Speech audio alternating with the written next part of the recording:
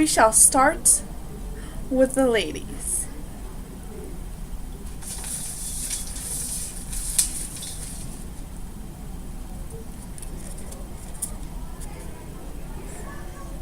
Pita series.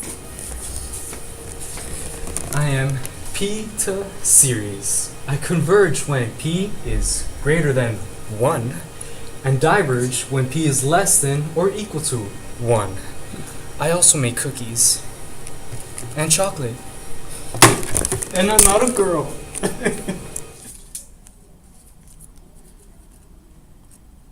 Giovanna.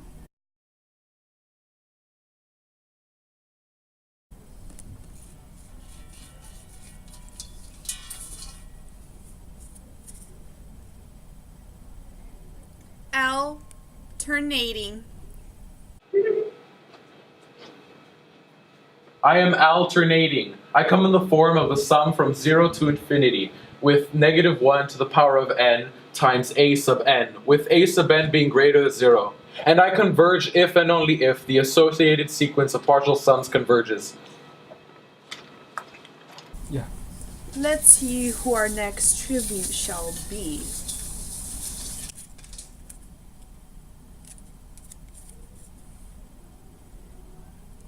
Taylor Polly.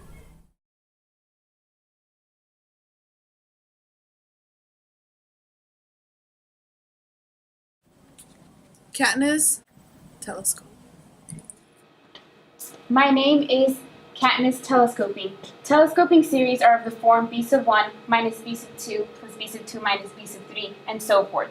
The sum of this series is b sub 1 minus the limit as n approaches infinity of b sub n plus 1.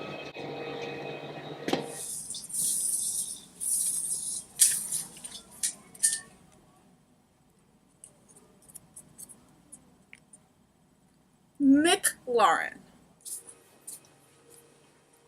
I am McLaren, Taylor Polly's little sister. Centered at 0.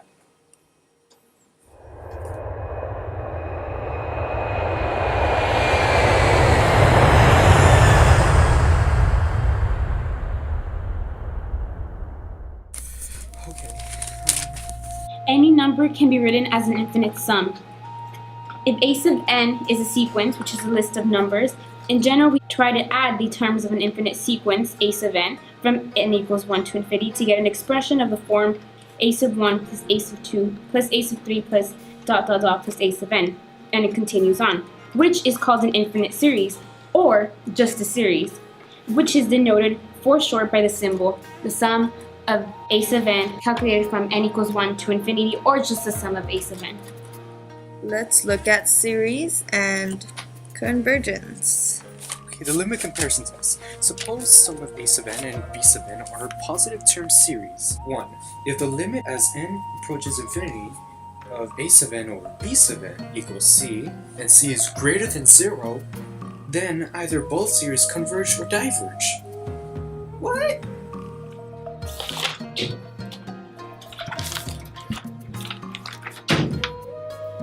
Number 2. If the limit as n approaches infinity of a sub n over b sub n, which equals 0, and if b sub n converges, then a sub n converges. Power series. Series that converges at x equals 1. The series converges for all x. There is a positive number r such that the series converges. The absolute value of x minus 1 is greater than r. Now number 3. If the limit as n approaches infinity of a sub n over b sub n equals infinity, and if b sub n diverges, then a sub n diverges. So the definition. Number 1. The sum of a of n is absolutely convergent if the sum of the absolute value of a of n converges. Number 2. The sum of a of n is conditionally convergent if the sum of a of n converges, but the sum of the absolute value of a of n diverges.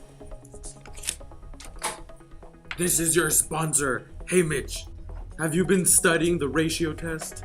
I was about to. Better find it. The ratio test. A. If the limit as n approaches infinity of the absolute value of a of n plus 1 over a of n equals L, when L is less than 1, then the series is absolutely convergent. B. If the limit of n approaches infinity of the absolute value of quantity a of n plus 1 over a of n equals L, and if L is greater than 1, or if the limit as n approaches infinity of the absolute value of a of n plus 1 over a of n equals infinity, then the series is divergent. C. If the limit as n approaches infinity of the absolute value of a of n plus 1 over a of n equals 1, then the ratio test fails. Then I must use another test. If the sum of a sub n and the sum of b sub n are convergent series, then so are the sum of c times a sub n, and the sum of a of n plus b of n is equal to the sum of a of n plus b of n.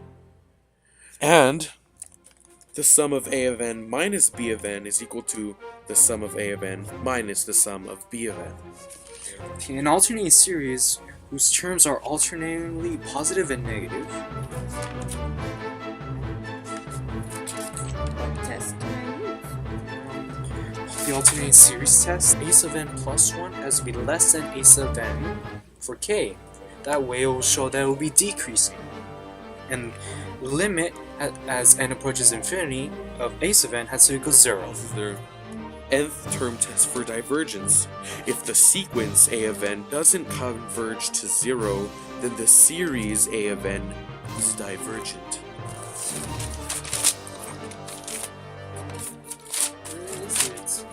If the series from n to infinity of an is convergent, then the limit from n to infinity of an is equal to 0. Here we go, the limit comparison test. Suppose a sub n and b sub n are positive term series. 1.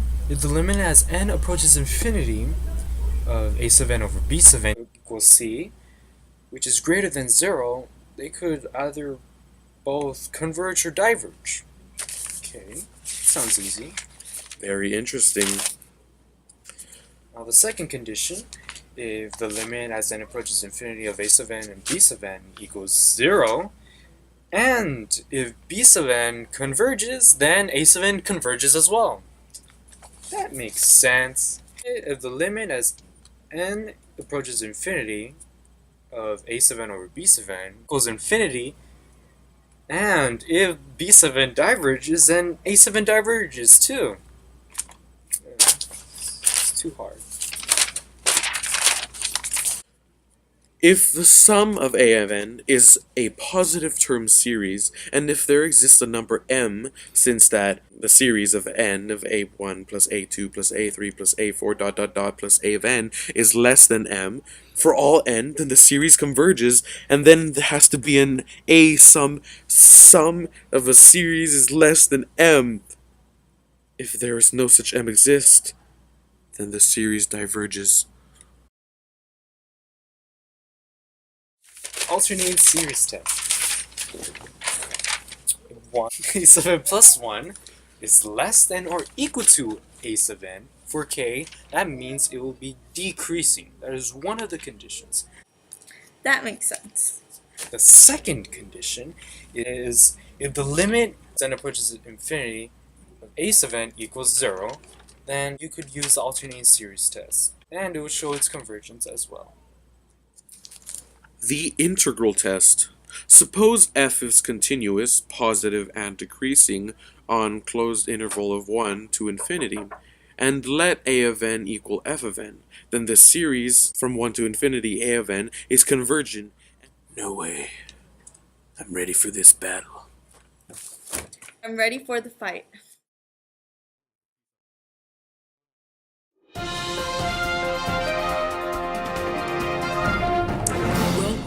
capital I-8.